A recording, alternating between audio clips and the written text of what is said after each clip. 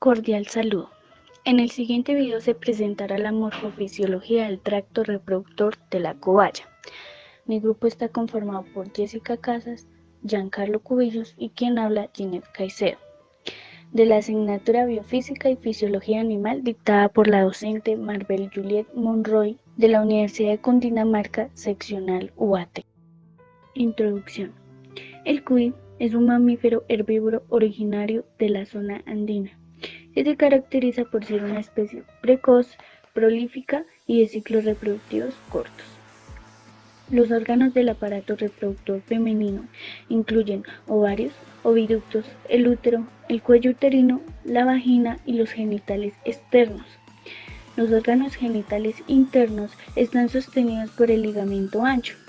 Este ligamento consta del mesovario, quien sostiene al ovario, el mesosalpinx, que sostiene al oviducto, y el mesometrio, que sostiene al útero. El aparato genital del cuy hembra está formado por los ovarios y el útero, que desemboca en la vagina.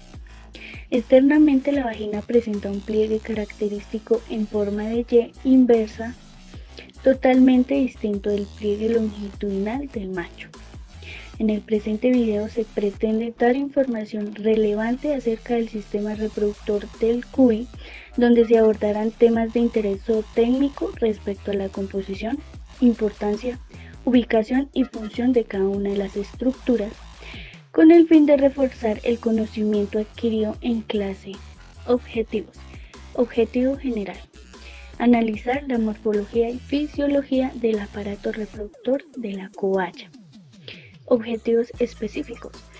Conocer las estructuras que conforman el útero, identificar el papel que cumple cada una de las funciones del útero y resaltar la importancia del funcionamiento en conjunto del aparato reproductor de la cobaya. En esta práctica se van a escribir las diferentes partes del sistema reproductor de una cuy hembra. Se va a hacer una comparación de las partes del sistema reproductor de la hembra con la teoría actual. Se tendrá en cuenta la edad promedio, el posible número de partos y demás características que influyan en su anatomía. Entonces, esta descripción de este mamífero roedor permitirá tener una mejor comprensión del tema, ya que al tener solo un punto de referencia de un sistema reproductor de una hembra en texto o investigación no habrán variables. Por ello se debe tener en cuenta que estos órganos no siempre son iguales en todos los casos. Sí hay variables que, ya sean para bien o para mal, van a influir en las características del animal. Antes de realizar la práctica, se leyó y estudió cuidadosamente el protocolo de disección de este aparato reproductor para tener un mejor resultado. Se estudió cada parte para poder ubicarlas y pues al conocer mejor y ubicar bien cada parte se disminuye la posibilidad de cometer accidentes y se podrá aprovechar el tiempo de manera eficaz. Para esto se llevó a cabo unos parámetros. Se debe tener en cuenta la sanidad, el protocolo de manipulación adecuado, una buena manipulación de los equipos y demás, ya que pues pueden ocurrir accidentes. Por eso es recomendable tener en cuenta los materiales que se van a usar, la protección que se requiere para ello, la limpieza que se debe llevar a cabo y los desechos que resulten de esta práctica. En cuanto a los materiales utilizados en esta práctica, utilizamos y manipulamos solo aquellos que requeríamos. Para desarrollar esta práctica de disección utilizamos un cúter, puede ser un bisturí o una cuchilla. Se utiliza una regla para medir las partes anatómicas de este animal. Utilizamos papel y lápiz y unas pinzas para poder tomar cada parte con mayor facilidad. En cuanto a la protección que utilizamos, llevamos un overol, utilizamos guantes y tapabocas. En cuanto a la limpieza, se debe llevar en esta práctica un procedimiento de higiene antes de hacer esta práctica y después de ella. Los desechos que resultaron de esta práctica se enterraron debido a que no se pueden botar a la basura. La práctica de disección del cuy se hizo con la finalidad de saber cómo funcionan los órganos reproductivos internos y externos de manera análoga, en conjunto. Al finalizar esta práctica, nosotros pudimos ver y describir los órganos internos y externos del cuy con sus funciones específicas. Para esto se realizó un corte sagital desde la parte posterior hacia la anterior con el bisturí. Aquí pudimos observar claramente el aparato reproductor, observamos textura, color y tamaño de cada una de las partes con sus características más resaltables. El primer corte que se realizó fue la primera capa de piel, que es la más resistente. Luego se procede a cortar la siguiente capa, que es más delgada, pero aún así fue dura de cortar, y luego se cortó la última, que es más delgada. El aparato digestivo se retiró para poder observar mejor el aparato reproductor. Esta práctica se hizo con la finalidad de adquirir la habilidad de identificar las diferencias morfológicas y funcionales de cada órgano. Estas formas las vamos a relacionar con la función de este tracto o sistema reproductivo en su totalidad y cómo todo esto se va a relacionar entre sí. Entonces, a continuación se van a mencionar los criterios y características en las que se encontraba el cuy. La metodología de esto es llevar la práctica a un orden lógico del posible estado del cuy al tener en cuenta el estado del animal, sin tener en cuenta los parámetros ni los registros que se hayan tenido de este posible animal, ya que no contábamos con estos datos.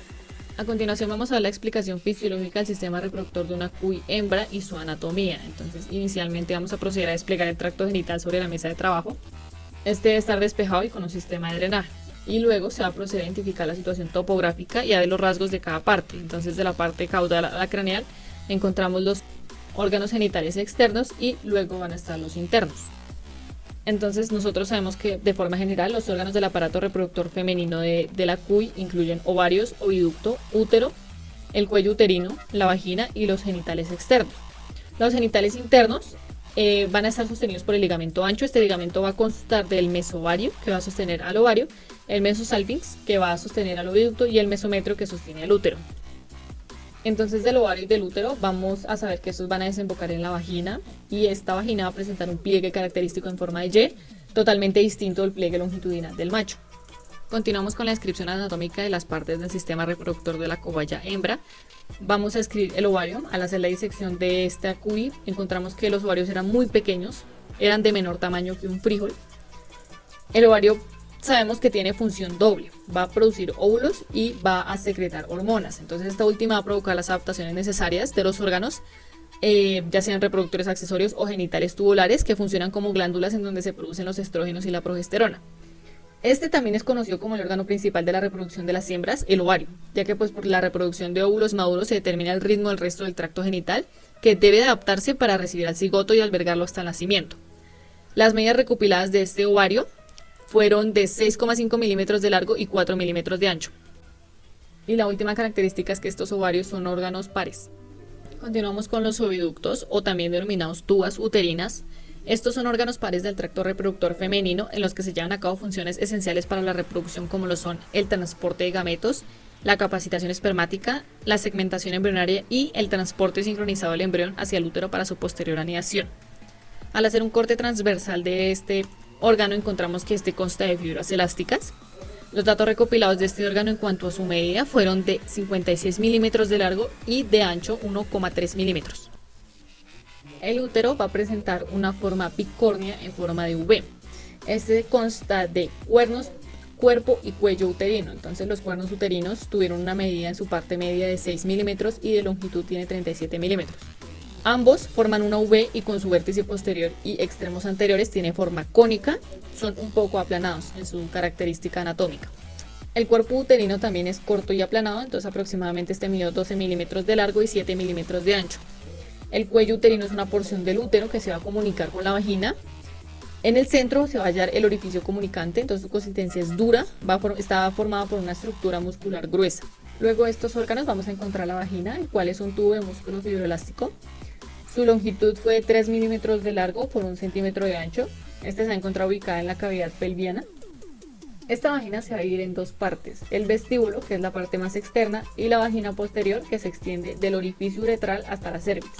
Otra característica de la vagina es que su capa muscular está menos desarrollada que en el resto del sistema del conducto. Entonces, entre el ano y la vagina existe un divertículo ciego pequeño, que es el saco perineal, que se va a comunicar con las glándulas sebáceas modificadas que llenan el saco con sus secreciones. Y por último tenemos la vulva, que junto con el ano es una abertura externa en forma de Y invertida, con sus dos ramas en posición ventral, que corresponde en sí al orificio vulvar. Entonces, este orificio en su posición medio y ventral presenta una escotadura fuertemente pronunciada que forma dos pequeños labios en cuyo fondo se va a encontrar el meato urinario, que presenta un aspecto semejante al esfínter anal. En esta vulva, en la porción dorsal, se va a encontrar dos porciones a manera de labios separados en la línea media, que será el clítoris.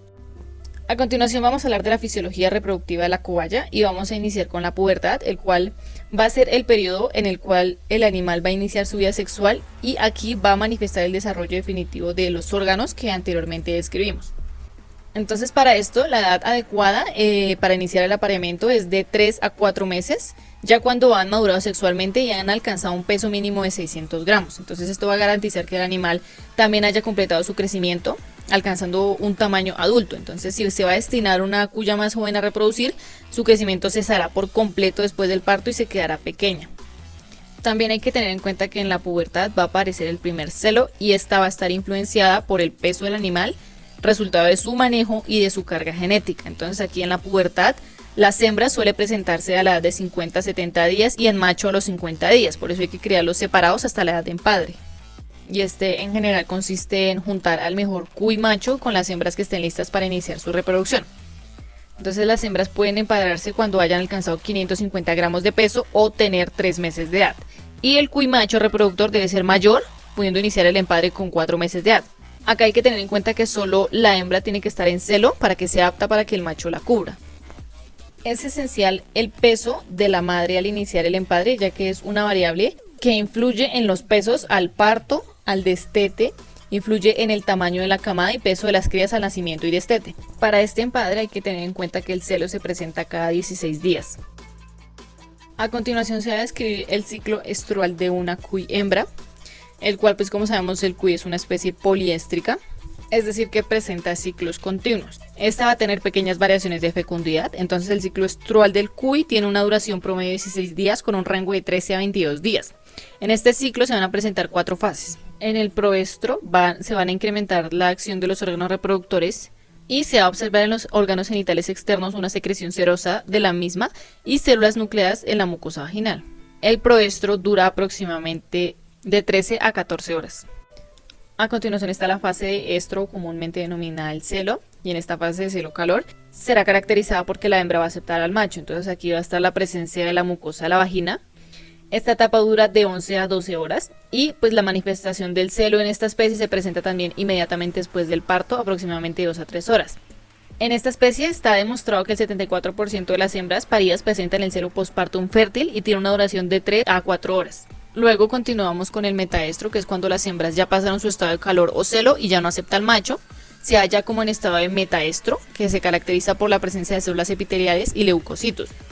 Entonces en esta fase el útero se prepara para la implantación del huevo fertilizado. Esta fase dura aproximadamente 20 horas. Y por último está la fase de diestro, que es la fase más larga del ciclo y es donde el cuerpo lúteo ha crecido plenamente. Aquí hay predominancia de leucocitos y el tiempo de duración de esta fase es de 14 a 15 días. En cuanto a la ovulación de este roedor, sabemos que va a ser espontánea y va a ocurrir 10 horas después de iniciar el celo. Aquí entonces los óvulos van a tener aproximadamente 15 horas de vida, a diferencia de los espermatozoides que viven 30 horas. Inmediatamente después del parto, de 3 a 4 horas se produce un cedo con ovulación, lo cual hace fértiles a las hembras, existiendo en consecuencia madres lactantes y gestantes a la vez. Y por último tenemos una descripción de la gestación, que esta dura aproximadamente de entre 63 a 67 días, es decir 9 semanas. Esta va a iniciar cuando la hembra queda preñada y termina con el parto. Entonces, si durante las primeras semanas de gestación la hembra no recibe una buena alimentación, pueden morir algunas de las crías en el vientre de la madre. En muchos casos, esta es la razón por la cual se producen partos con una sola cría. Durante este tiempo de gestación, las crías se desarrollan dentro del vientre materno. Es por ello que las madres en este momento van a doblar su peso. Es recomendable que durante este periodo las hembras no sean movidas, ya que no deben cogerse el cuello o mantenerlas colgadas, todo porque podría producir el aborto. Entonces estas crías van a mamar durante un mes. Entonces cada hembra tiene de 4 a 5 partos por año y estas se pueden separar de los machos pocos días antes del parto. Las que están preñadas son trasladadas a una fosa donde deben estar solas para evitar que las crías se maltraten. En cuanto a las características productivas del cuy, sabemos que su fertilidad es de un 98%. Es una especie muy fértil, el número de crías promedio está entre 2 a 3 animales por parto. El número de partos por año, como dije anteriormente, va de 4 a 5. El promedio del ciclo estral está en 18 días. Y por último, recalcar que los cuyes son pequeños roedores herbívoros monogástricos que se caracterizan por su gran rusticidad, con un corto ciclo biológico y una buena fertilidad. Resultados y discusión. Como primeramente, vemos que la cobaya inicia su vida sexual a muy pronta edad, entre los 50 a 70 días. También, a diferencia de muchos otros animales, el cuye va a generar un tipo de tapón vaginal durante el empadre, que es cuando el macho va a montar a la hembra, lo que hace que el esperma que el macho deposita no se devuelva o quede por dentro de la vagina. El cuyen es un animal poliestrual, eso quiere decir que presenta celo todo el año, el cual va a presentar ovulaciones muy constantes durante todo su ciclo reproductivo. Bueno, por último, realmente el parto de la cobaya siempre va a tener de 3 a 4 crías, es lo promedio para que sus crías lleguen hasta la edad adulta. Pueden haber casos de que nazcan 6 o 8, pero no es lo recomendable porque estos van a venir con problemas de motilidad o problemas de peso, lo cual no es recomendable. Las crías nacen maduros debido a largo periodo de gestación, que es más o menos de 67 días. Nacen con los ojos y oídos funcionales y nacen con un buen peso. Conclusiones: una es que el tracto reproductivo del cuye es complejo debido a su estructura y morfología, lo que le da una importancia para la reproducción animal. También otra es que las estructuras internas y externas del cuy cumplen funciones específicas dentro del sistema reproductor, lo que a su manera hace de que se lleve una reproducción animal adecuada. Bueno, y por último vamos a encontrar diferencias anatómicas en tamaño, vamos a encontrar diferencias fisiológicas reproductivas de la cobaya, y también vamos a encontrar diferencias muy notorias en el ciclo reproductivo, debido a que el cuye, por ser pequeño, va a tener estructuras internas muy pequeñas a diferencia de otros animales.